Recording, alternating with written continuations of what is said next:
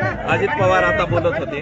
अजित पवार बोलताना म्हणाले की मुंबईला सगळे जर येत असाल कायदा जर मोडला तर कठोर कारवाई करू असा इशारा दिलाय। आता उपमुख्यमंत्री या इशारा द्यायला लागले। बघू ना मग।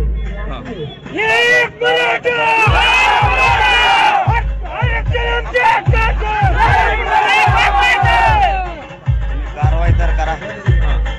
तुम्ही पहिल्यापासून हेच केलं। तुम्ही पहिल्यापासून मराठ्यांच्याच मुळावर उठले। आम्हाला हे बोलायचं नव्हतं। तुम्ही मौन धरलं होतं। आम्हाला असं वाटलं होतं की तुम्ही मराठा समाजाच्या पाठीशी आहेत, परंतु शेवटी तुम्ही तुमच्या पोटातले विचार तोंडावर आणलेच म्हणायचं। पहिल्यापासून तुम्ही मराठ्याच्या विरोधातच काम केलं। 10-5 जण जवळ ठेवले फक्त, आणि बाकीच्या करोडोच्या संख्येनं मराठ्यांचं तुम्ही वाटोळं केलं। ठीक आहे, तुमचा पण पुरावा होतोय। मराठ्यावर तुम्ही कारवाई तर करा। शांततेत येणाऱ्या मराठ्या देतील शांततेत उत्तर तुम्हाला। खर तर सरकार पॉझिटिव्ह आहे असं सांगितलं जात आहे।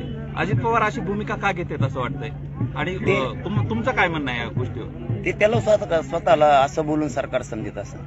अपघातानं आलेला माणूस त्याला सरकार, आम्ही तो जर असं बोलत असला तर आम्ही त्याला सरकार नाही मानत आम्ही त्याला। जर मराठ्यांच्या पोराच्या नरड्यावर पाय द्यायचं त्यांनी जर ठरवलं असलं, कायदा आणि लोकशाही सगळ्यांसाठी, त्यामुळं असं कोणी काही उठलं करत असं होणार नाही।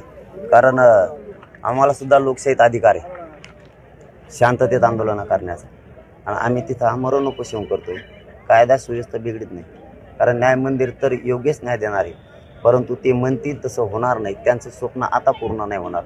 परंतु एक जाहीरपणानं सांगतो, मराठी मुंबईत जाणार आहेत 100%। 20 जानेवारीला आंतरवाली सोडणार आहेत। मुंबईत मराठी जाणार।